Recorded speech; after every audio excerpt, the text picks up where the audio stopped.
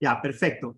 Bueno, entonces, regresando a la agenda brevemente, teníamos, hoy día por la tarde tenemos desde ahora hasta las 2:45 de la tarde. No podemos tomarnos un pequeño break si es necesario. La primera sesión del caso de estudio interactivo sobre sistemas pluviales y no pluviales de extinciones tropicales, ¿no? Y lo que vamos a hacer en este espacio es básicamente conversar de los efectos de dos tipos de ciclones tropicales que generaron impactos muy diferentes en El Salvador, ¿no? Tuvimos el ciclón tropical Iota, que fue muy potente, pero que no produjo muchas precipitaciones, y tuvimos a Julia, que pasó justamente hace poco, en octubre, que no fue tan potente como Iota, y tuvo una trayectoria parecida, pero Julia generó muchísima lluvia, en eso, como van a ver. Luego tenemos una pequeña asignación de la tarea al final del día que va a ser muy corta y en este caso no requiere sumisión por el mundo, ¿no? 10, 9, 8, 7, 6, Bueno. 4. Y para terminar, quería comentarles que hemos estado discutiendo con el grupo de coordinación. Tenemos la revisión de la tarea del día de ayer, que se entregó el día de ayer, que hemos visto que muchos participantes la han entregado por Moodle, pero revisar esa tarea el día miércoles. Tenemos un espacio el día miércoles para hacerlo, así que hoy día vamos a dedicar de lleno esta hora y 45 minutos a conversar sobre los ciclones tropicales.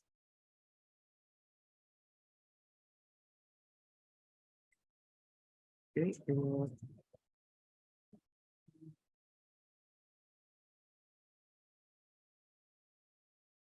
Ayer nos habíamos quedado no la llegamos a terminar, pero esta es aplicativa para lo que vamos a ver ahora con los sistemas tropicales, ¿no?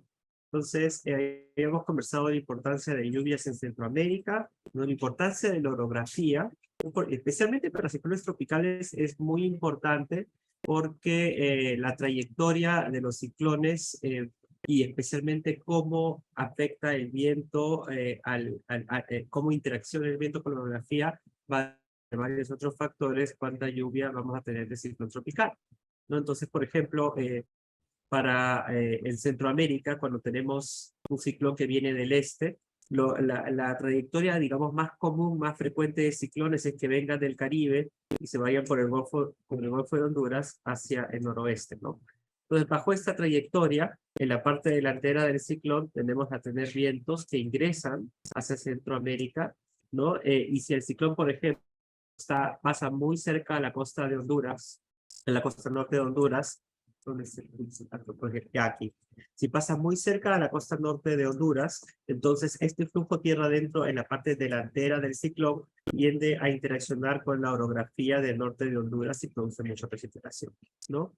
Entonces, basta que el ciclón se vaya unos 50 a 100 kilómetros un poco más al norte, y el patrón de precipitación va a ser muy distinto, porque no va a interaccionar con la orografía, sino la convección más intensa asociada al ojo del ciclón va a terminar dando vueltas aquí fuera de la costa, y en la región del norte de Honduras no va a tener montos muy altos, ¿no?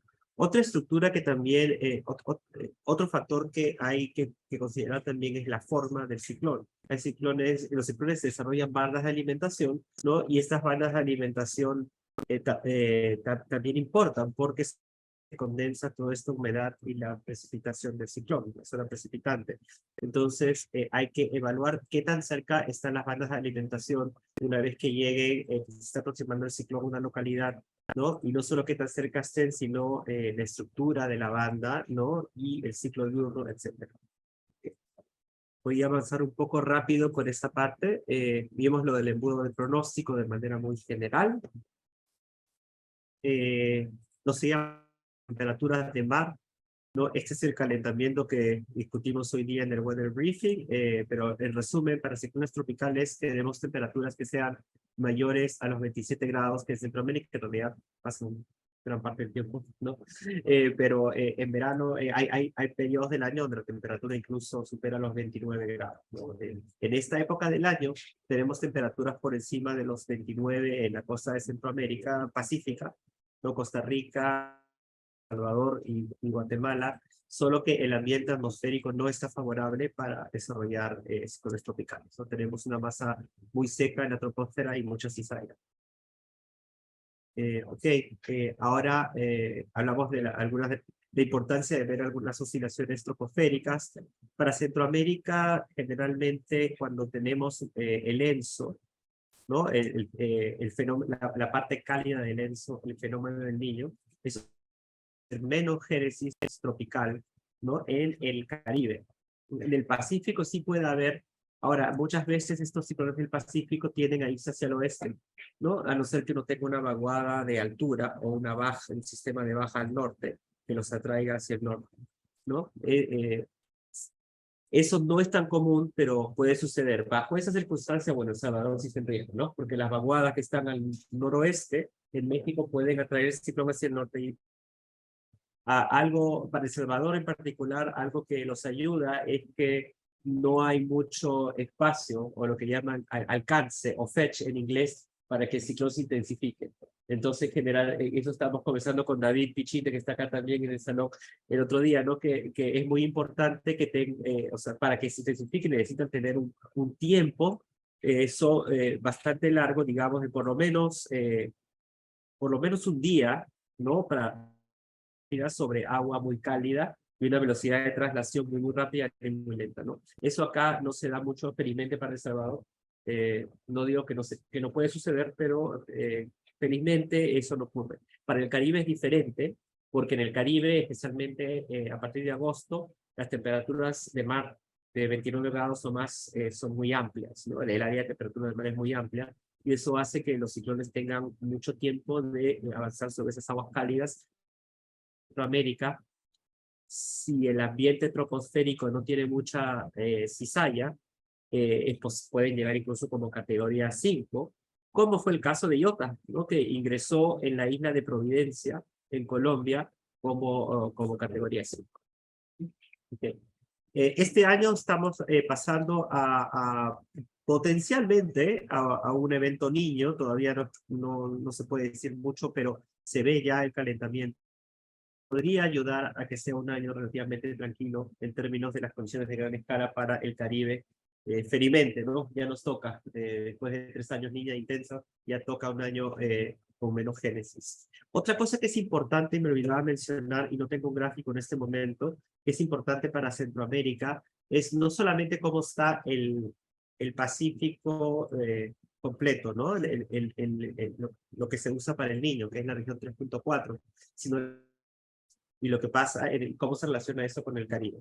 ¿No? Entonces, cuando tenemos la región 1.2 caliente y el Caribe no tan caliente, ¿no? Ese gradiente termal disminuye significativamente en la génesis tropical en el oeste del Caribe, ¿no? Frente a Costa Rica, al norte de Panamá, al este de Nicaragua, ¿no? Los ciclones en el Atlántico pueden hacer algo un poco distinto, pero los que se forman en esa parte del Caribe, el potencial disminuye. No tenemos un calentamiento en el Niño 1+2, como el que tenemos ahora, ¿no? Entonces, si este calentamiento que tenemos ahora continúa hacia la temporada de huracanes, incluso eso puede ayudar más a Centroamérica a mitad de año para que no tengamos una temporada de huracanes con génesis en el oeste del Caribe. Voy a dar una mirada al chat, ¿ok? Y yo sé que me van a avisar, pero cualquier cosa pueden levantar la mano también. La idea es conversar, ¿no?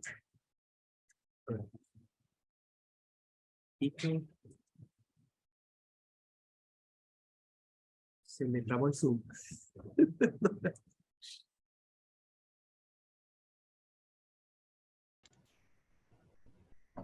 Ok, ya. Bien, vamos a la siguiente diapositiva. Hablamos de las ondas Kelvin troposféricas, ¿no? La importancia de estas. Y las que más afectan son la oscilación de Madden-Julian y las ondas Kelvin troposféricas. Las ROPI que vienen más bien de este hacia el oeste tienen a tener un menor efecto, pero también pueden afectar, ¿no? Básicamente, ¿qué es lo que pasa con estas zonas troposféricas? Lo que suele suceder es que bueno, la Madden-Julian y la Kelvin en realidad son parecidas, solo que la Kelvin es una onda que se propaga mucho más rápido, menos interacción o retroalimentación con el resto de la troposfera. En cambio, la Madden-Julian sí está mucho más ligada a la interacción océano-atmósfera, ¿no? Y con toda la troposfera. Entonces, por ejemplo, cuando yo tengo un área muy seca en la región del Pacífico y viene una Madden-Julian como esta del oeste, ¿no? Si tengo una región muy seca, muy subsidente, a veces la propagación de la Madden-Julian va a tener problemas una vez que cruce el Pacífico Oriental a las Américas un poco desorganizada, ¿no? En cambio, si tengo más convección, especialmente cerca al Ecuador, a la región ecuatorial, que es donde se propaga principalmente la Madden-Julian y las ondas Kelvin, es más fácil de que esta interacción con la convección, según se propaga, permita que la Madden-Julian ingrese de manera un poco más robusta a las Américas, ¿no? En esta época del año, desde febrero hasta abril, la ITT, o zona de convergencia intertropical está muy al sur, ¿no? Incluso se forma el segundo ramal frente a Sudamérica, ¿no? En el hemisferio sur. ¿Qué es lo que está generando en este momento las emergencias de lluvias en Ecuador y en Perú, ¿no?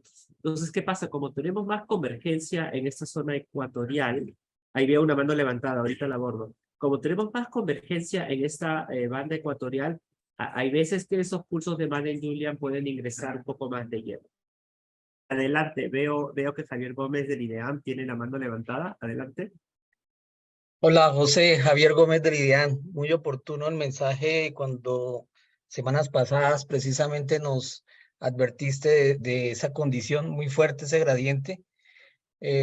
Dejó varias afectaciones en gran parte del territorio colombiano, fuertes precipitaciones muy copiosas. Muchísimas gracias, muy oportuno.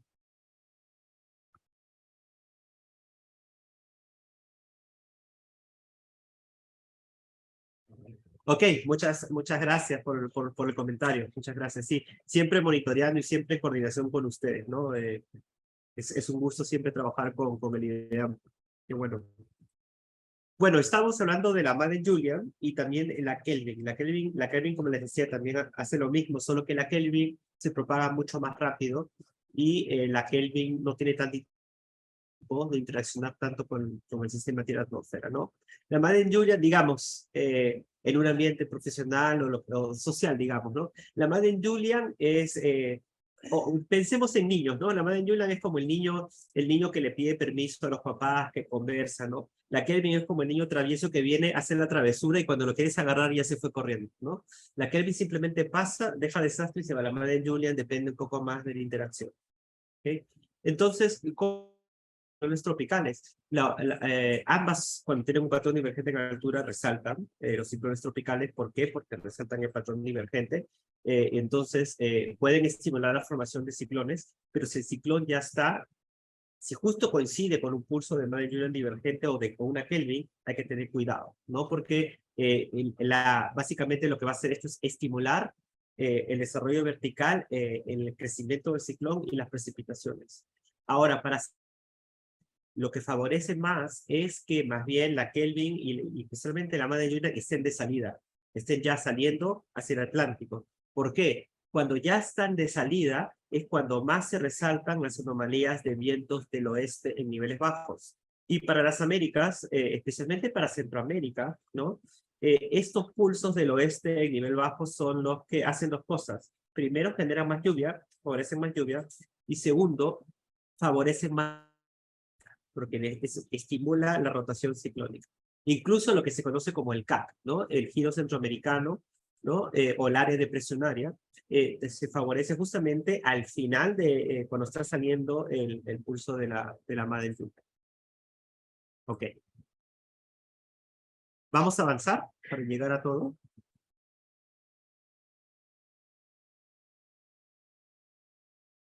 Hablamos de las zonas tropicales, siempre, no voy porque si no, no llegamos a lo demás, pero básicamente las ondas tropicales son sistemas que favorecen lluvia y génesis de ciclones. Las TUTs de las que también hablamos, también favorecen génesis de ciclones tropicales. Ahora, también va a depender de la estructura de la TUT, ¿no? La TUT o baja de altura, al final es lo mismo, es una vaguada de altura, ¿no? Para que la TUT tenga un efecto en los niveles bajos, tiene que estar, tiene que tener una estructura que llegue hasta la media, ¿no? Si está solamente en la troposfera alta, el efecto no es tan grande. Una vez que llega a la troposfera media, ya tiene inducir una perturbación. Y otra cosa, con la TUT es un núcleo frío, es un sistema de núcleo frío en altura, y el ciclón tropical necesita más bien una atmósfera cálida. Entonces, las TUTs inicialmente, si empiezan a generar una rotación en niveles bajos, esa rotación va a ser híbrida.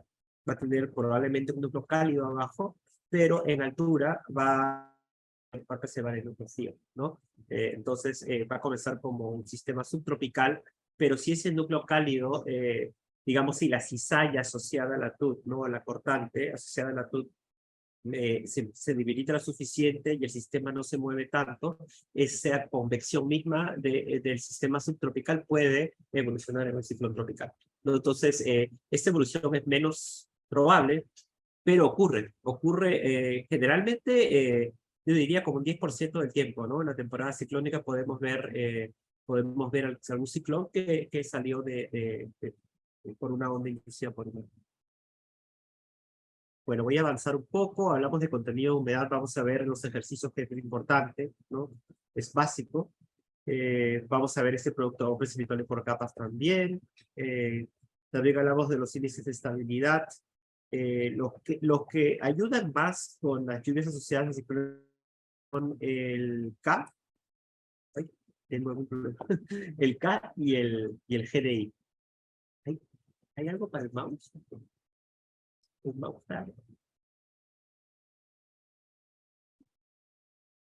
Ah, ok.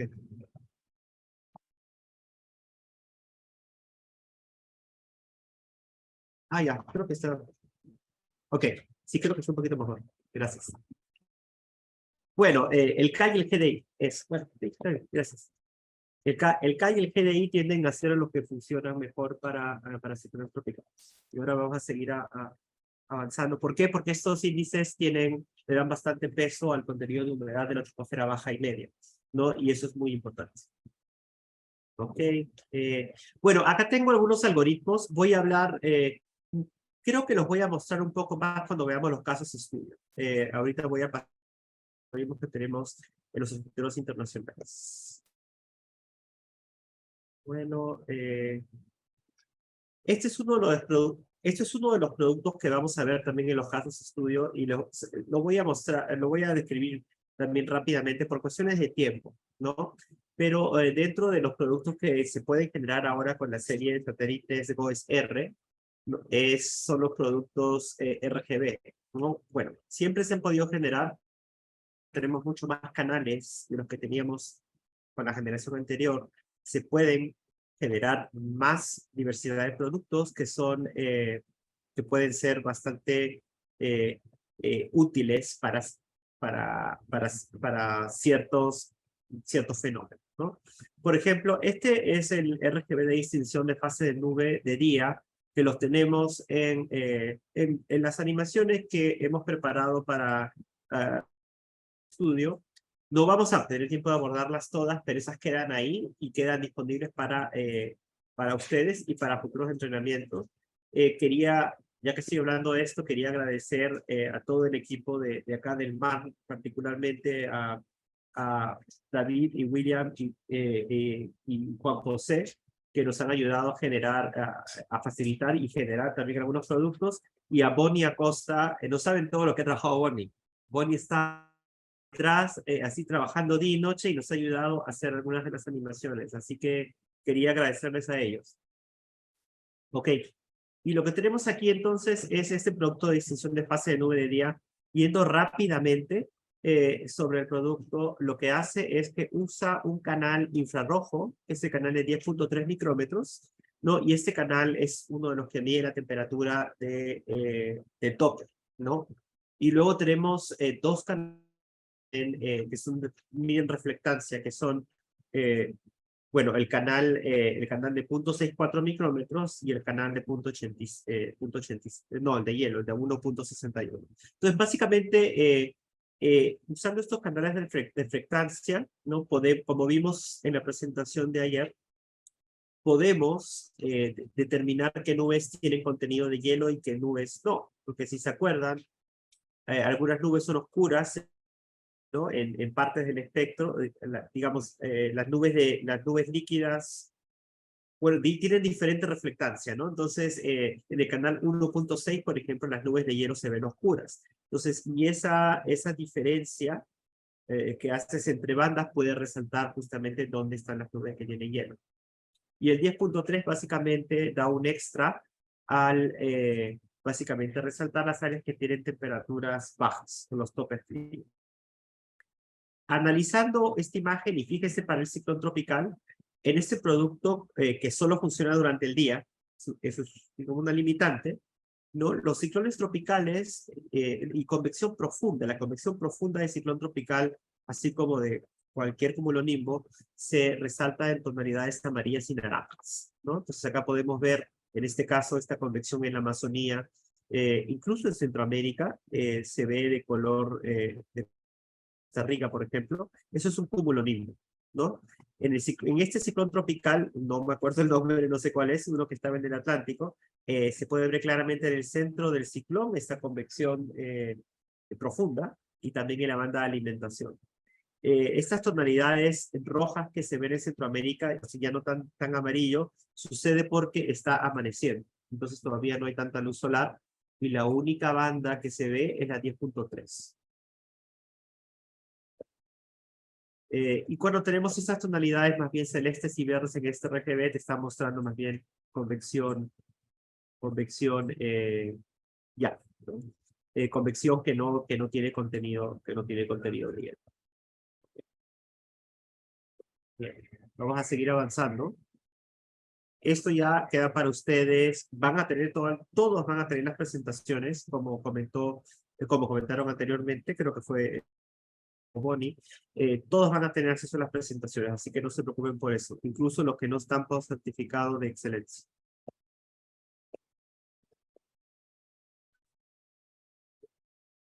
Avanzamos un poquito más. Este es otro producto que van a ver, que es microfísica nocturna. Este es un producto que funciona durante la noche, ¿no? Durante el día no funciona tan bien, funciona más durante la noche y se basa principalmente en bandas infrarrojas porque las de reflectancia no miden durante el día.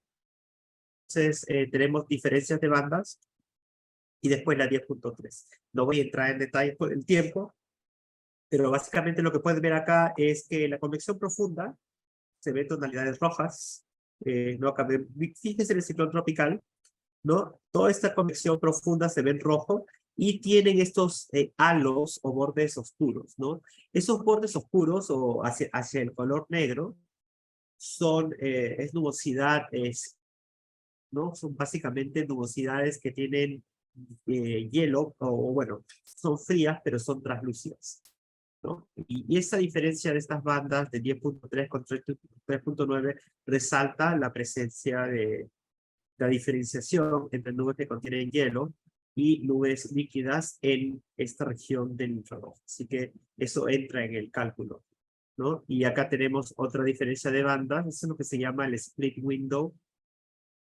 Ayuda también a ver polvo, por ejemplo, a encontrar polvo, a encontrar ceniza volcánica, y también nos ayuda con el, básicamente, contenido de humedad de la atmósfera. Entonces, todo esto entra en este RGB y nos ayuda a identificar esos sistemas. Y en coloración de fondo, donde no hay tanta nube, donde vemos yo veo morados, ¿no? Eso es básicamente una atmósfera que humedad, pero no es excesivo. Pero cuando veo estos azules, es una atmósfera puramente tropical con mucho contenido de humedad de una capa bastante amplia, ¿no? Entonces, si yo veo que tengo este ciclón tropical en una región así azul, bueno, ahí tengo que preocuparme un poquito más. Ok, voy a avanzar. Bueno, estos son otros mostrar antes todavía no voy a entrar en detalle, pero esto es un producto que es la diferencia de canales básicamente el canal del 15 y el 2, ¿no? Del GOES, que son la banda el 15 es 12.3 micrómetros, es uno de los infrarrojos, y el 12 es el de 9.6, que es un canal que es sensible a la absorción de ozono, bastante sensible, no hay atenuación de la radiación por el ozono. Entonces, esta diferencia de canales llega a resaltar la convección profunda, pero especialmente los topes rebasantes de la tropopausa. Son los topes que son básicamente las celdas que llegan a penetrar la tropopausa, porque cuando la celda hace eso, hay un cambio en lo que uno puede observar por el ozono, ¿no? Entonces, esos efectos que hay por el ozono estratosférico con la convección que penetra la tropopausa se resalta en este producto. Ahora, este producto fue desarrollado en Costa Rica por Eladio Solano, que trabaja en el IMN, es el jefe de pronóstico del IMN, y ha sido calibrado para Costa Rica. Así que siempre es importante recordar que la calibración fue hecha para Costa Rica. Ahora, estamos, creo que a cuántos, 7, no están lejos, ¿verdad? 8 horas de la frontera, hablando del oriente, ¿no? 12. 1 hora y media. ¿En avión? Ah, en avión. Ah, ya, sí. En avión a 1 hora y media. Estamos a 1 hora y media en avión de Costa Rica. Estamos cerca. Así que la atmósfera no debería ser tan distinta. Entonces, lo hemos puesto en estos casos de estudio para que ustedes evalúen eso ya para mañana, ¿no? Los topes fríos de los sistemas convectivos en mesoscala. Sería interesante tenerlo para ciclones también, pero no lo tenemos para. Y este es otro producto interesante. A mí me fascina este producto que lo han desarrollado aquí en el mar, que es básicamente la sobreposición de la imagen infrarroja de onda larga. Este en blanco y negro, ¿no? Porque tampoco le queremos meter 50 colores porque ya no se entiende. Pero encima tenemos los datos de KLM, de los rayos. En rojo están los más recientes y en verde están los más antiguos. Y esto es bastante útil porque nos ayuda a ver la evolución de la electricidad. La electrificación es muy útil para ciclones tropicales también, pero para MCS que lo vamos a ver mañana. Y les estoy hablando un poquito de MCS también porque ahora va a haber una tarea. Así que matamos varios pájaros de un tiro. Ok, el chat. Sí, hay una pregunta. Me parece interesante. Okay. Ahí está, hay una pregunta muy buena. Con tantos productos que nos permiten ver convección profunda, ya, no la voy a responder porque esa es parte de la tarea. Y para discutirla. Entonces la vamos a discutir mañana. Ahora, si alguien quiere empezar a establecer una discusión, bienvenido. Sí. Ok.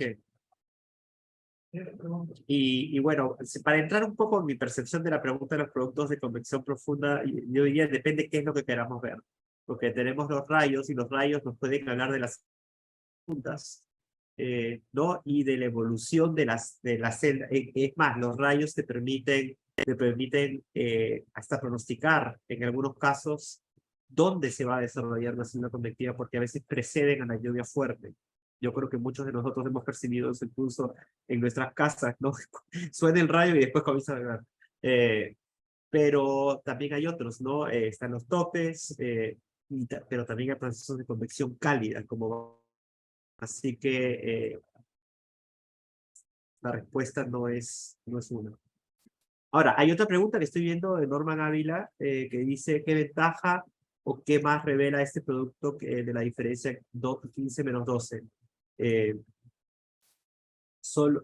Versus de toda la temperatura debajo del umbral de la banda 13.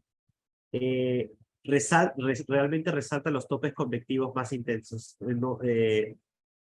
Resalta los que están penetrando la tropopausa por el tema de la emisión de ozono. Así que sí se ve una diferencia. No la tengo acá a la par, desgraciadamente, pero sí se ve una diferencia con la banda 3. Donde la banda 3 nosotros vamos a ver los topes fríos, pero cuando uno ve este producto, dentro de esa zona fría se resaltan las regiones de convección más intensas. Sí ayuda en algunas ocasiones. ¿Algún otro comentario o alguien quiere hacer alguna intervención antes de seguir? Montenegro, adelante. Solo comentar, estábamos comentando aquí con equipo porque estamos en equipo escuchando y observando la presentación, que de alguna manera la interpretación podría ser que nos va dejando la lluvia, la convección, un rastro de dónde ha habido la actividad más tardía y la actividad más reciente eléctrica, pero también en algunos sectores, como por ejemplo allá en Petén, frontera Guatemala-México, también se podría interpretar en la zona que ya está del lado mexicano como que se va agotando la convectividad y se va desgastando y se va concentrándola. No necesariamente podríamos decir que se va moviendo, pero que sí se ha concentrado la actividad y eso nos indicaría que se va disminuyendo el núcleo. Bueno, eso es algo de las interpretaciones primeras que estamos haciendo, pero nada más. Muchas gracias. Sí, excelente el comentario y la verdad bien apropiado porque sí, yo también percibo lo mismo. Este producto de GLM, como mencionaron, está hablando de la evolución de la convección, ¿no? Entonces podemos ver hacia dónde, hasta cierto punto también hacia dónde se está moviendo, cómo está evolucionando y también qué parte de toda la está asociada a las corrientes ascendentes más intensas que se asocian a las precipitaciones más intensas, porque todos esos toques fríos pues no están produciendo lluvia, ¿no? Y si no tenemos un radar, pues es más difícil determinarlo, ¿no? Entonces, de acuerdo con eso, y ahora, cuando nosotros vemos el GLM, estamos viendo dónde están las corrientes ascendentes más intensas y los núcleos convectivos y dónde se está de la tormenta, pero no necesariamente hay una relación tan directa con el monto mismo de lluvia. Es posible que este producto puede dar una idea un poquito más, sigue siendo cualitativa, pero una idea un poco más relacionada a dónde tienes la lluvia más intensa, porque hay tormentas que tienen muchos rayos y no producen lluvias tan intensas. Este se puede relacionar un poquito mejor a él. Y por si acaso, veo que están compartiendo enlaces por el chat, así que hay información también en el chat si lo quieren ir viendo. Vamos, esto era lo de ayer, así que voy a ir a salir de aquí.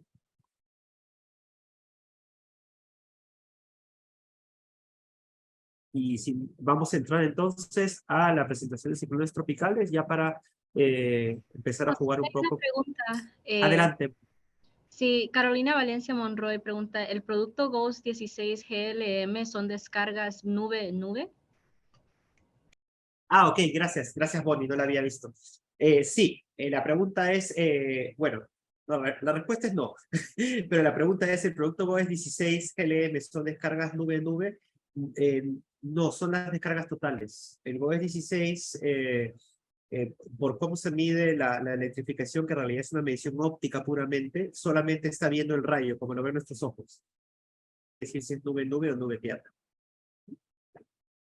Ahora, para lo que es tiempo severo y para lo que es intensificación de la convección, las descargas nube-nube, y eso ha sido demostrado con papers, con investigación, las descargas nube-nube tienen mayor relación a lo que va a suceder con la celda convectiva en el futuro que las descargas nube-tierra. Bueno. Ya, entonces ahora vamos a presentar brevemente los casos de esos ciclones tropicales lluviosos versus secos en El Salvador. Los objetivos de esta presentación, cuando estuvimos conversando sobre las necesidades en la región y los intereses del mar y de la región, es comprender qué procesos favorecen las lluvias extremas durante eventos de ciclones tropicales en El Salvador y cuáles las limitan, ¿no? Vamos a conversar aquí y mi idea es estimular la conversación. Entonces, básicamente, ¿por qué? La pregunta es, ¿por qué Julia generó 300 milímetros en un montón de áreas de El Salvador? ¿Y por qué Iota simplemente 2 puntuales de 150 y lo demás fue manejado, ¿no? ¿Por qué? Porque los dos eran parecidos en algunos aspectos, ¿no? Entonces, vamos a tratar de resolver un poco estas preguntas y Y también vamos a explorar algunas herramientas y técnicas que nos pueden servir para mejorar estos pronósticos de precipitaciones de ciclones tropicales y también mostrarles algunas herramientas disponibles, ¿no? Okay.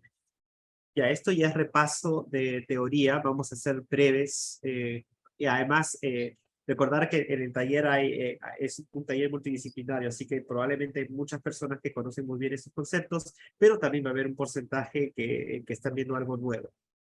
El ciclón tropical es un ciclón que se origina en los océanos tropicales, con regiones de temperatura de mar mayor a 27 grados centígrados, a veces un poquito menos, pero generalmente mayor a 27. El diámetro va desde 100 hasta 1000 kilómetros, más o menos. Son bien diferentes, ¿no? No todos son grandes, algunos son bien pequeños.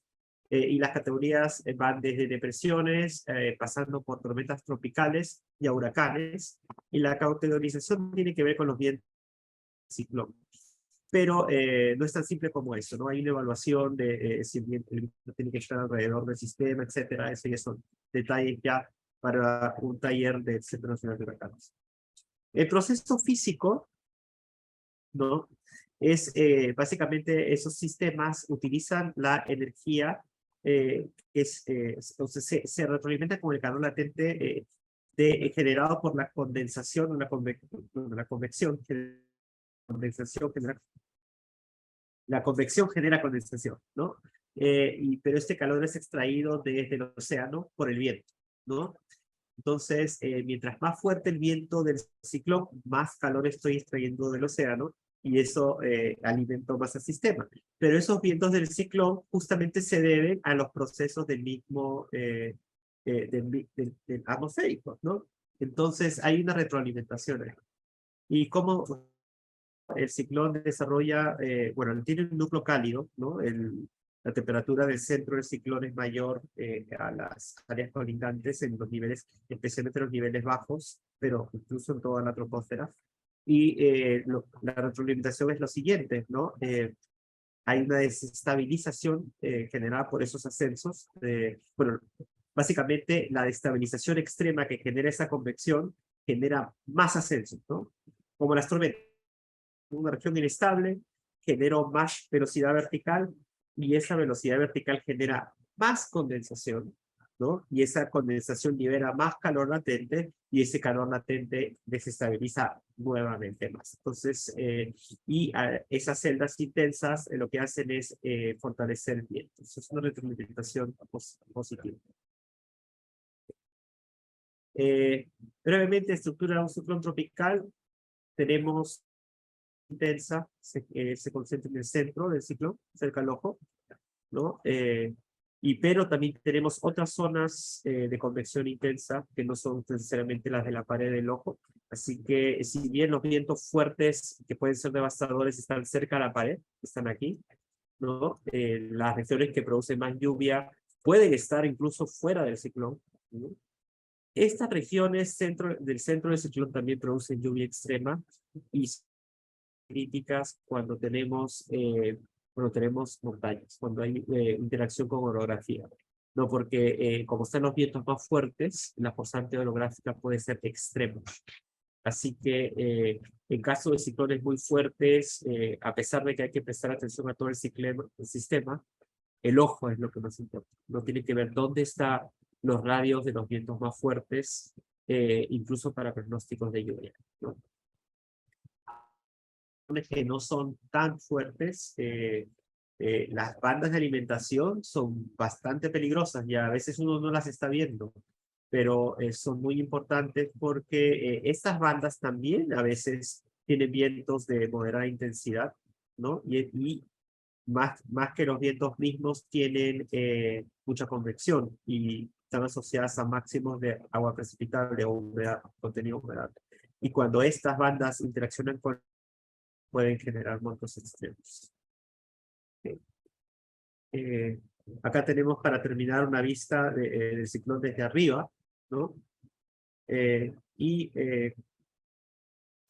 Tenemos bueno, un diagrama esquemático a la izquierda y tenemos simplemente una imagen de satélite de Canal 13. En este caso es para Iota.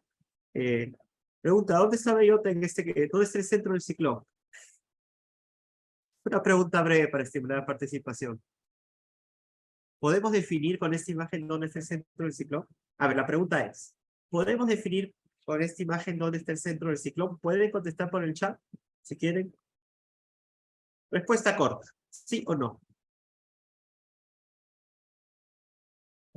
No. Doble núcleo, no. Sí, es difícil, ¿no? Quizá la respuesta es más no que sí. Es difícil, muy bien. Es difícil, es difícil. Vemos acá, parece que está... Yo lo veo a ver. Yo lo veo más o menos por acá. Más o menos en algún lugar de El Salvador. Pero no podemos decir exactamente, muy bien, sí, no se define, no podemos decir exactamente dónde está, ¿no? Ahora, ¿por qué? Porque para comenzar estamos viendo una imagen estática, que es lo que estamos hablando con Bernie ayer, de ver la animación. Pero no solo eso, sino que necesitamos una animación, pero necesitamos más detalle, necesitamos ver mejor la superficie. Acá estamos viendo el canal 10.3 que te habla de la temperatura de los topes, pero ahí ya hay bastante nubosidad alta, translúcida, alguna de ellas, digamos, sólida, alguna de ellas muy fría, pero no necesitamos ver más lo que está pasando en niveles bajos, el centro. Ok. Ok, veo unos comentarios de Bernie en el chat. Ok, excelente. Sí, muy bien. Ahora, a ver, voy a ver algunos comentarios del chat.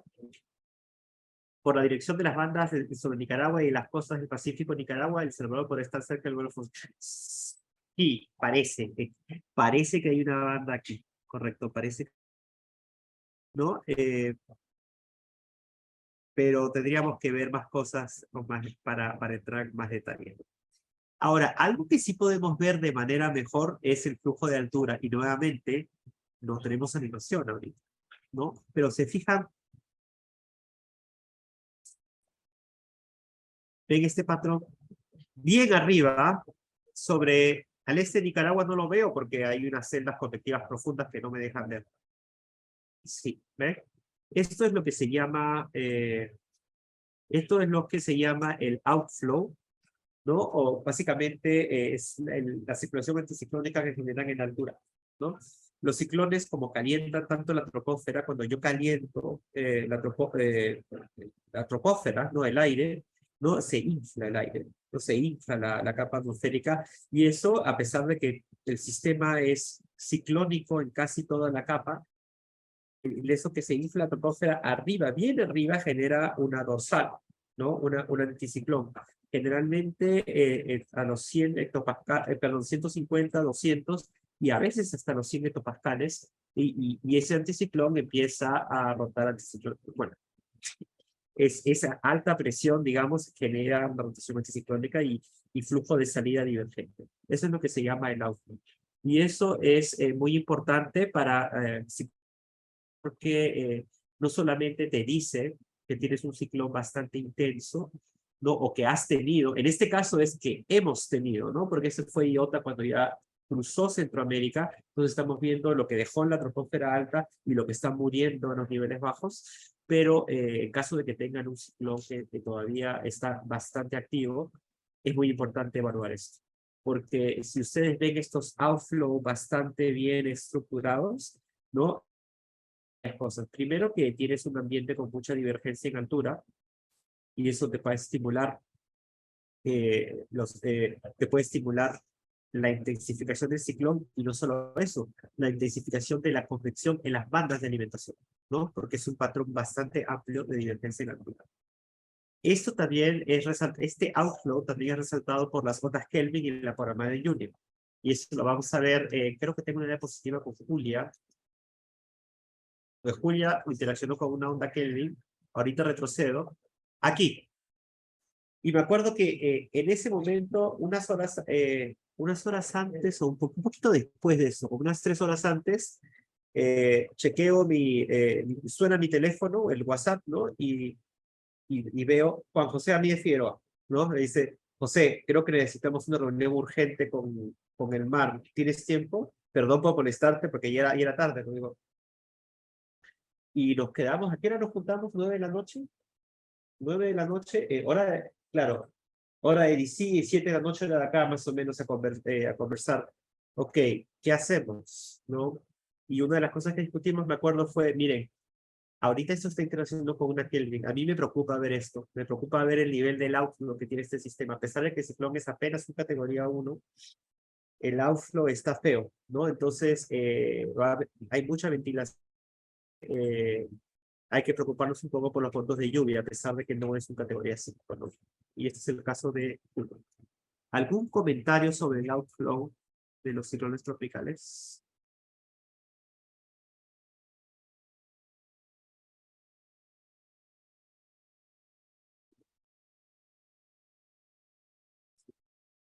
Bueno, vamos a avanzar un poco más para poder abordar todo el tema de la presentación. Ok, entonces nos habíamos quedado acá hablando del outflow, ya. Ahora vamos a hablar de algunas situaciones que pueden generar lluvias extremas en El Salvador de manera muy cualitativa y rápida. Entonces, escenario lluvioso A. Un escenario lluvioso que quizá es un poco más común, es algo que sale, un ciclón que sale de Centroamérica todavía estructurado, con una trayectoria muy cercana a El Salvador. Entonces, lo que más le va a afectar a El Salvador en particular, y digamos, desde el oeste de Nicaragua hasta el sur de Guatemala, es el cuadrante oriental del ciclón. ¿Por qué? Porque ese es el cuadrante que tiene el flujo tierra adentro, ¿no? Y va a ser más peligroso si ese cuadrante está cerca, digamos, el centro del ciclón está justo fuera de la costa. Si el centro del ciclón entra, digamos que ingresa por el oriente de El Salvador, por el Golfo de Fonseca, que sería acá, yo lo digo. Ok, si el ciclón ingresa, digamos, por acá, por esta zona de la Unión, en El Salvador, el oriente de El Salvador, eso va a ser un problema. No va a ser un problema, pero va a ser un problema rápido y más localizado. Porque apenas ingrese a territorio, el ciclón se va a debilitar y va a generar otro tipo de problemas.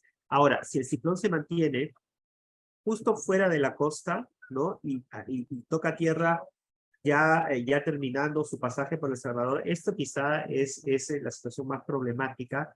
Cuando el ciclón está sobre agua, el ciclón se mantiene. Si el núcleo está bien estructurado y sobre agua, le va a costar trabajo debilitarse, ¿no? Entonces va a haber una duración mayor de las lluvias extremas, ¿ok? Entonces, esa es una expresión, un caso, digamos, ideal para lluvias extremas. Pero hay otros factores, ¿no? Hay cuánta agua precipitable tienes, cuánto tiempo te dura, que la fuerza del viento. Si esto es, por ejemplo, un categoría 3, eso es muy preocupante. Es muy difícil que un ciclón salga de Nicaragua con más de categoría 1, ¿no? Categoría 1 creo que es lo más apenas, ¿no?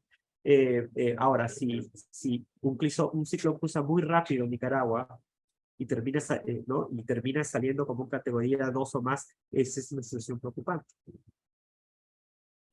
Ok, y otra trayectoria que es preocupante, pero que no es tan común porque, como les decía, no da el tiempo para que los ciclones sean tan en el Pacífico, es que algo venga del sur, ¿no? Y esta situación es también, puede generar lluvias extremas. Esto porque si tenemos una trayectoria sur, a pesar de que el ciclón pasa más rápido y se puede desestructurar más rápido, se queda este flujo sur que es peligrosísimo para El Salvador, y bueno, incluyendo sur de Honduras, ¿no? Toda esta región. ¿Por qué? Porque tenemos esta continua atracción de humedad del Pacífico, un cuadrante que tiene mucha precipitación en el ciclón, ¿no? E interacciona con la otra. ¿A ustedes les recuerda, esta trayectoria les recuerda, qué les recuerda acá? Yo sé que me van a contestar porque... Amanda Cristóbal, ¿verdad? Amanda, ¿cuál dijeron? No, Stan. Stan, ok. Stan o Amanda Cristóbal, ¿no? El 2020 Amanda tuvo una trayectoria muy parecida a esta y fue un desastre acá, se inundó, extensa del país se inundó. Ok. ¿Y esta les hace acordar a alguien? ¿Algún ciclo? De Julia. Esta es la trayectoria de Julia. O sea, Julia siguió una trayectoria, y eso es lo que conversamos en nuestra reunión que tuvimos de coordinación. Decimos, esta trayectoria es ideal para que El Salvador se le caiga el cielo, ¿no? Esta es la trayectoria de Julia. Ok. Bueno, Yo quería adelante, también adelante. añadir algo. Sí. Y lo Recuerdo que muchas personas se alegraron porque el sistema había salido al mar y había dejado de afectar tierra directamente. Pero justamente lo que tú comentas, ¿verdad? Que ese es el peor de los casos porque sobre el mar es cuando tiene combustible. Exacto, exacto, exacto. Justamente esa trayectoria es más preocupante que, y acá la tienes, lo que estamos hablando. Miren Iota está arriba y Julia está abajo. Miren a Iota entró, pero entró por Honduras y por Julia pasó por Nicaragua, afectando desgraciadamente mucho a Nicaragua, pero pasó rápido. Entonces, pasó rápido y pasó por un área donde la orografía no es tan alta. Entonces, cruzó justo al norte de Managua y pasó rápido. Entonces, dos factores. Como la orografía no es tan alta, no se desestructuró tan rápido. Y como pasó rápido, tuvo tiempo de desestructurarse, ¿no? Y salió justo al noroeste de Nicaragua como una tormenta tropical y encontró un ambiente pues que tenía una cantidad de agua precipitada, era el ambiente ideal. Entonces, y además salió en horas de la noche, que es la peor. La madrugada es el peor periodo porque en la madrugada se intensifican los ciclones tropicales cuando están sobre agua. Y eso fue lo que sucedió. ¿No? Salió creo que a las 23 UTC, algo así. Y ups, escenario. Felizmente, al menos fue una tormenta tropical y no más, ¿no? Porque hubiera sido, pudo haber sido peor. Ok. Acá tengo un comentario. Tengo varios comentarios en realidad. Qué pena que no tengamos más tiempo, pero a ver. Janies, a ver, ¿de dónde comienzo? A ver, Janiesca Vega está diciendo sobre la costa de Salvador y el Océano Pacífico, las bandas de nubosidad nos pueden dar una guía sobre dónde podría encontrar su centro, ¿no? Ok, estamos hablando del centro de ciclón. Comentario, recuerdo mucho que alguna gente, bueno, eso es lo que acaba de mencionar Juan José. Después Agustín Moreira dice, mientras más esté el centro en la zona costera dentro del mar, su desarrollo siempre será con afectaciones dentro del territorio correcto. Eso es lo que, ajá, está de acuerdo con lo que hemos mencionado.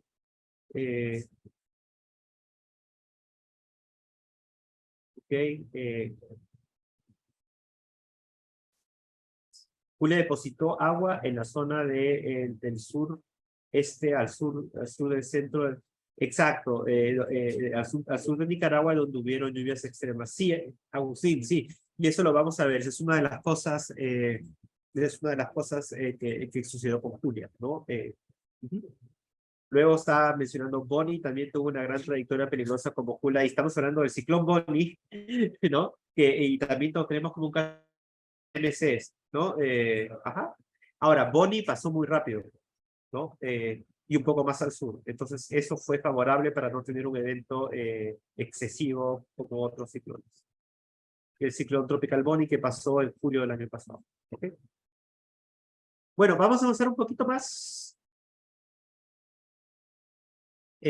Rápidamente, bueno, impactos de Iota. No voy a entrar en tanto detalle por cuestiones de tiempo, pero Iota fue un ciclón muy devastador especialmente para Colombia, para la isla, devastó la isla de Providencia, entró como categoría 5 y la isla de San Andrés también afectó casi directamente y en Nicaragua, ¿no?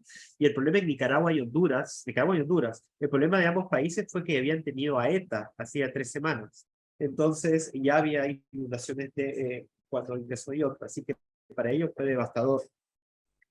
Voy a avanzar rápido, sin querer minimizar los efectos, y también fue un ciclón que afectó un área bastante grande. En realidad, Julio generó problemas desde las Islas Windward, desde Trinidad y Tobago a Venezuela, ¿no? Devastación en partes de, no sé, está, ok. Esto es Venezuela, esto de aquí, ¿no? Generó bastantes aluviones, y no directamente, no justamente por bandas de alimentación y convección remota, como es importante porque el outflow, ese flujo divergente en altura, resalta convección en áreas remotas, ¿no? Acá tenemos otras imágenes de Julia, ¿no? Pero para El Salvador, y me centro en El Salvador porque es el enfoque del taller, ¿no? Fue mucha lluvia, mucha lluvia. Ok.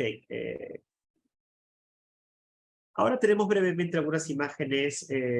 Estas fueron generadas por Gabriela Chinchilla de Costa Rica. trabajo muy comprensivo sobre el ciclón tropical, sobre Julia, ¿no? Y acá se ve Julia, esas son de distinción de fase de nube de día. Este es justo antes de que ingresara a Tierra. Esta ya la mostré en algún momento, ¿no? Entonces, con esta imagen podemos ver algunos aspectos bien interesantes. Fíjense, primero que tenemos mucha convección profunda cerca al centro. Ahí es cuando es peligroso, ¿no? Cuando tenemos la convección profunda cerca al centro. Notar que no hay mucha electrificación cerca al centro. En ciclones tropicales esto no importa tanto, en el sentido de que no siempre la electrificación está relacionada, en el centro del ciclón está relacionada a intensidad. Justamente cuando el centro se compacta bien, a veces hay poca electrificación porque tenemos muchos procesos de agua en estado líquido y los procesos en estado gaseoso, perdón, en estado sólido se minimizan. Generar rayo necesito presencia de hielo, ¿no? Entonces, sin hielo no genero electrificación.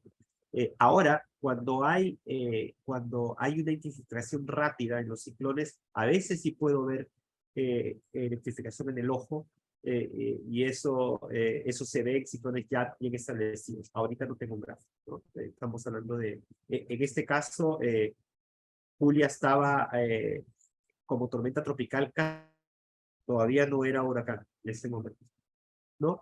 Ahora, sí vemos electrificación en las bandas y ahí sí se da porque hay más interacción con aire seco en la periferia y esto puede generar más rayos, ¿no? Y también se asocia con tus saltos de precipitación. Ahora, sobre El Salvador, acá, ¿qué vemos? ¿Qué tipo? A ver, el mapa es un poco oscuro, pero acá estamos hablando de esta zona, ¿no? Está El Salvador. Meteorológico estamos viendo en El Salvador. No sé si alguien quiere, estamos viendo convección profunda, hay convección llana, hay vientos fuertes, hay cielos despejados, hay cirrus. ¿Alguien quiere aventurarse a comentar? Esto es con Julia, pero 2 días antes, día y medio antes de que ingresara. Y Julia todavía estaba lejos ahí.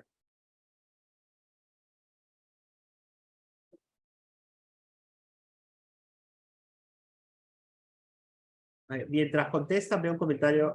Sí, convección llana, ok. Y si Zaida hizo un muy buen comentario que, al contrario de los tornados, correcto. Los tornados, la electrificación es muy importante para tornados, sí.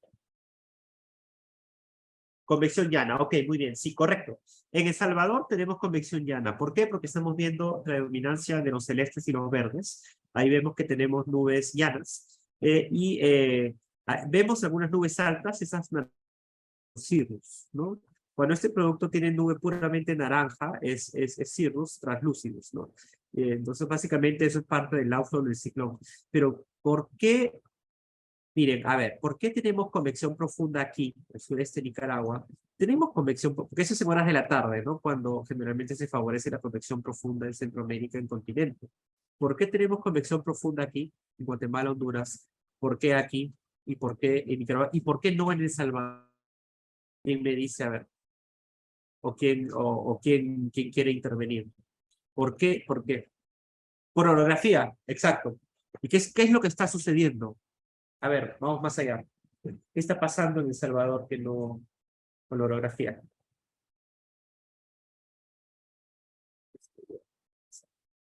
Flujo. Lo que está pasando es que el flujo, Julia está aquí, ¿no? Entonces el flujo en la periferia de Julia está descendiendo adiabáticamente. Está interaccionando con la cordillera que es más alta en Honduras, ¿no? Y cuando llega a El Salvador empieza un descenso adiabático. Entonces, ese descenso adiabático ayuda con ese cambio. Y eso es una cosa que me acuerdo, justo ahorita no está, pero con José también tuvimos esa conversación en esa reunión.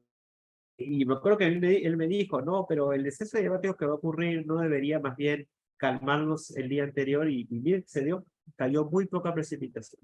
Otra cosa que vemos que también tenemos vientos fuertes, no podemos decir intensidad del viento, pero por lo menos vientos mayores a 15 nudos, por lo menos, del noreste, porque vemos esas estructuras de ondas de gravedad. Esas ondas de gravedad son una señal de que tenemos partes interaccionando con la orografía. Ok, de un comentario de Nicolai que podría asimilarse o suponerse que es como un efecto Foig. Es algo equivalente, sí. Es algo equivalente al efecto Foig en una escala distinta, pero sí, el proceso es algo parecido. Bien.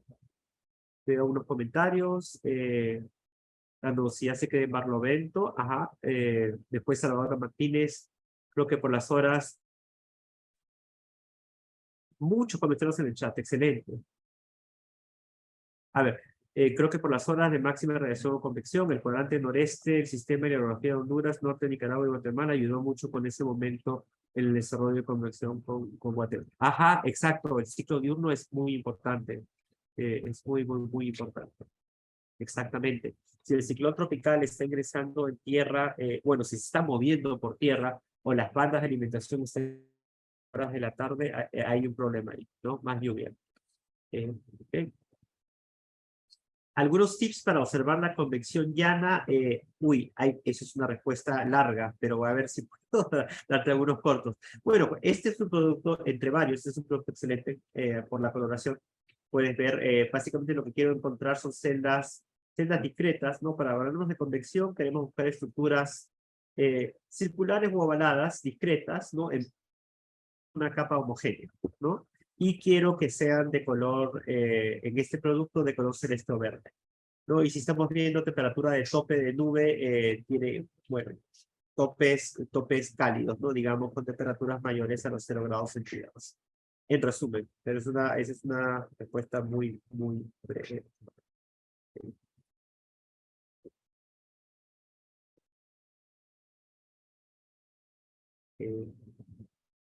Ok, ya.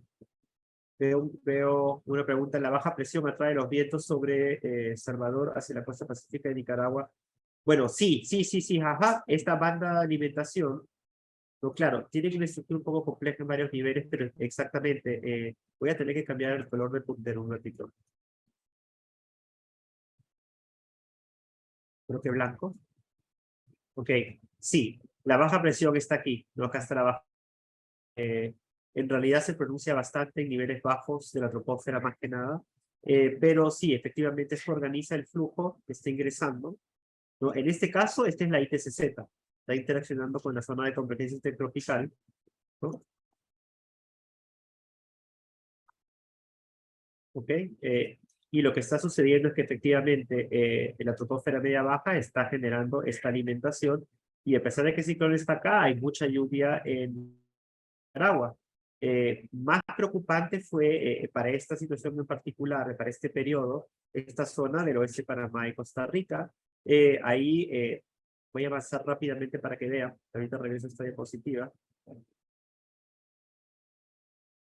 Miren los montos de lluvia, miren los montos de lluvia impresionante los montos en el oeste de Panamá y suroeste de Costa Rica, iguales que los montos en el oriente de Nicaragua, ¿no? Una vez que ingresó a Nicaragua.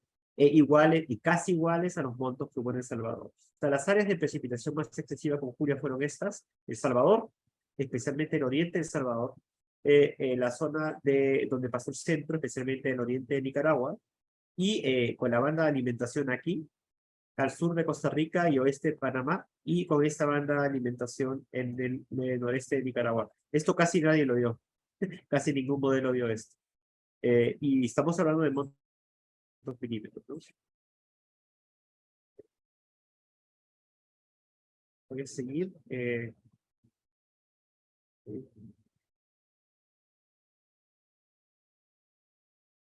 ¿Podría influir el cuadrante que estaba aplicando el país? Sí, es posible, sí. El cuadrante que está afectando también importa, pero también importa cómo se ha estructurado el ciclón, ¿no? En este caso, Julia todavía no era un huracán, era una tormenta.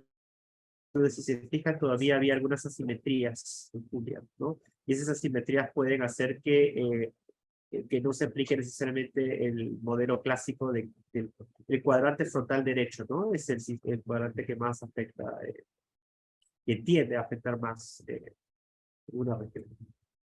Y un último comentario que estoy viendo es: Julia, a pesar de tener efecto indirecto sobre Panamá, aportó montos extraordinarios en las cuencas de la región Gracias, exacto, gracias Rafael. Y eso es lo que estamos mostrando en el mapa, lo mostramos hace un momentito, el mapa de lluvias. Ok, ahora, esto es Julia, el día siguiente. Sí, sí. Esto es Julia antes de que afectara El Salvador. Ahora, si yo veo esta imagen sin conocer ya otros aspectos, no me preocupa que sea tanto, ¿no? Porque básicamente estoy viendo que está menos organizada que viene en el día anterior, antes de que entrara a Nicaragua, y este es el día siguiente, ¿no? Entonces, ahí, donde está bien preocupante es aquí, ¿no? En este momento, exactamente en este momento es aquí. Todo el occidente de Nicaragua, ¿por qué? Porque tengo el centro del ciclón que ya está saliendo, y tengo esta banda de alimentación, y tengo mucha convección ocurriendo en el Pacífico, ¿no? El Salvador, en las ondas de gravedad, con convección llana, incluso en unas áreas de cielo despejado, en unas áreas soleadas. Son horas nomás antes de que entrara Julia, ¿no? Otra zona donde hay mucha precipitación que a mí me preocupa es aquí, el sur de Belice, Honduras, y esto con la banda de alimentación, ¿no? Y esto ya es el día siguiente, cuando Julia ya había pasado por El Salvador. Ahí ya estaba esas semanas de la mañana, ¿sí? Después del amanecer. Y claro, aquí el centro de encontrar, el centro del ciclón, me parece que para este momento ya había ingresado al continente, un poco desorganizado por Acaputla, creo que ingresó, me parece, por Acaputla, y ahí estaba ya por acá, por el sur de Guatemala. Pero todavía estaba ya este flujo tierra adentro trayendo bandas de alimentación a El Salvador. Así que a pesar de que el centro ya está afuera y se estaba desorganizando, este flujo tierra adentro sigue ocupado. Ya, avancemos un poquito más. Bueno, hablando de la comparación, voy a ir a los montos de lluvia. Este es el mapa de todo Centroamérica que discutimos, y resaltando el comentario de las lluvias fuertes en Panamá, acá lo vemos efectivamente. Estas bandas de alimentación son muy importantes, ¿no? A veces uno está viendo solamente el centro de ciclón, pero es muy importante establecer confianza en dónde va a estar la banda de alimentación. Y ya yendo más a las lluvias en Centroamérica, pero en este caso estimadas por satélite, entonces es uno de los tantos estimadores. Acá podemos ver Iota versus Julia. Podemos ver que en el caso de Iota en la izquierda tenemos montos de precipitación muy altos para Honduras, Nicaragua y el Caribe.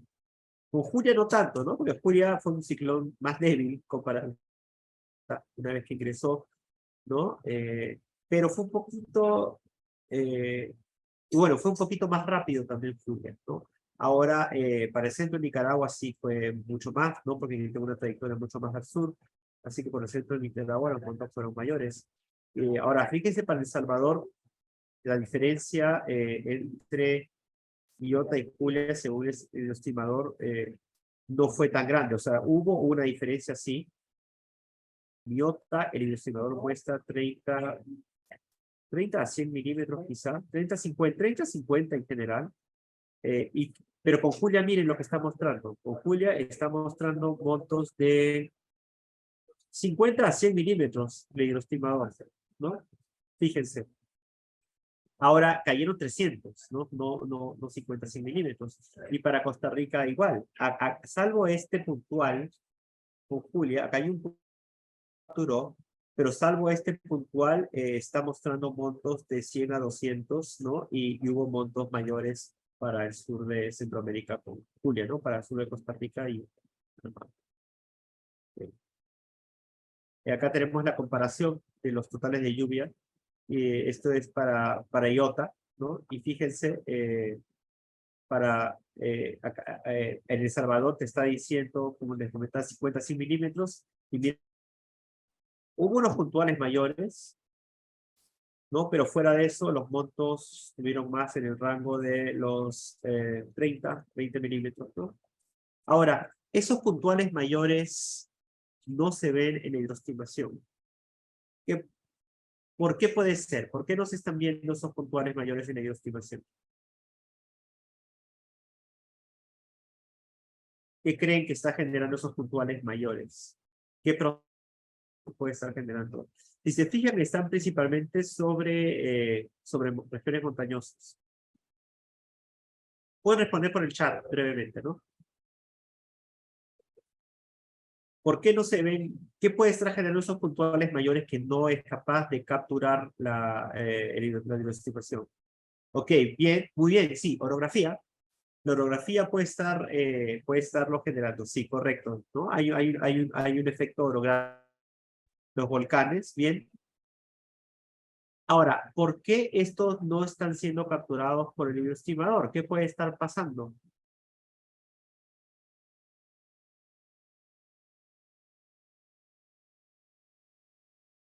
Y hay un comentario sobre Julia en Venezuela también, que por cuestiones de tiempo no lo voy a leer, pero está en el chat.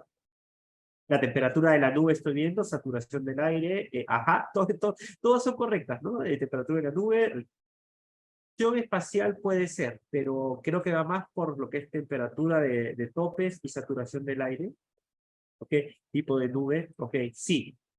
Básicamente el problema es que hubo mucho proceso de lo que se llama convección cálida, ¿no? Y convección cálida son procesos que generan mucha lluvia cuando tenemos convección, que en el satélite no es impresionante, ¿no? Y eso ocurre cuando tenemos valores de agua precipitable muy altos, ¿no? Así que el agua precipitable y el agua precipitable por capas son claves, entre otras cosas más. Sigue siendo un reto en la detección de convección cálida con imágenes de satélite, y ahí hay mucha investigación. Eso lo hemos discutido justamente en una reunión de satélite, de la conferencia de satélites del año pasado en Wisconsin.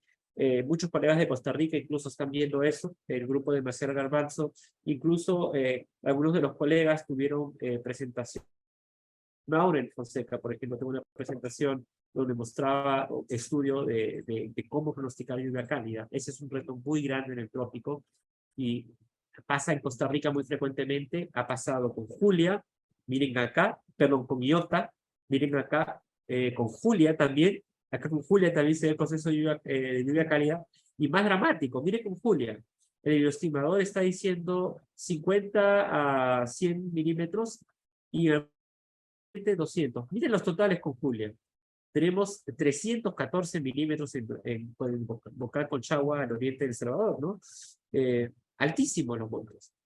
Y ese es un problema de lluvia cálida. Entonces, eso pasa mucho en el trópico, incluyendo Colombia, Venezuela, toda la región tropical, y está pasando ahorita en Perú también, y en Ecuador, ¿no? Con estos eventos que están teniendo estos días. Hay muchos procesos de lluvia cálida que el satélite no representa bien. Voy a avanzar. Bueno, ya lo voy a saltar esta por cuestión de tiempo, no voy a ahondar tanto, pero acá se ve claramente también. Esto es un hidroestimador diario, ¿no? Y podemos ver que en el día más crítico para El Salvador, el hidroestimador dijo, no, están cayendo 30 a 70 milímetros con Julia, y este fue ya el día siguiente cuando Julia ya estaba saliendo a Guatemala, y bueno, otros 30 a 70 puntuales, quizá de 100, en total cayeron 300, ¿no? Lo último que quería resaltar es el ciclo diurno de la precipitación de Julia versus Iota, y básicamente lo que hemos conversado sobre el océano, la noche y más que nada la madrugada y las primeras horas de la mañana son más críticas, sobre continente más bien horas de la tarde, ¿no? Acá podemos ver los dos sistemas y sus trayectorias y a qué hora ingresaron, ¿no? Entonces, ambos ingresaron en un periodo muy malo, en el periodo de la madrugada. Entonces generaron montos bastante altos en Nicaragua. Luego Julia pasó durante el día sobre el occidente, el centro-occidente de Nicaragua, ¿no? Montos bastante altos también de precipitación. Y Honduras, ¿no? Iota hizo lo mismo. Pero de ahí, ¿qué pasó? Iota norte interaccionó con todo este terreno, ¿no? Y a la hora que ingresó sobre El Salvador, ingresó en un periodo donde es favorable la convección sobre el océano, pero no estaba sobre el océano, estaba sobre tierra. Entonces, eso no hizo mucho. En cambio, Julia salió a la hora ideal para un montos altos, ¿no? Ingresó en un periodo donde el ciclo diurno de convección oceánica se resaltaba mucho. Y es Bueno, esta ya la dejo para que la lean después. Aparte acá hay algunas preguntas que podemos resolver con los ejercicios, ya que tenemos unos 25 minutos, media hora máxima para los ejercicios. Así que no sé, ¿nos queremos tomar 5 minutos o seguimos? ¿5 minutos? Ya. Tomémonos, mira, son las 2. Tomémonos 5 minutos, pero vamos a hacer así estilo estricto, ¿no? 2:27, ¿ok? A las 2:27 comenzamos, ¿está bien?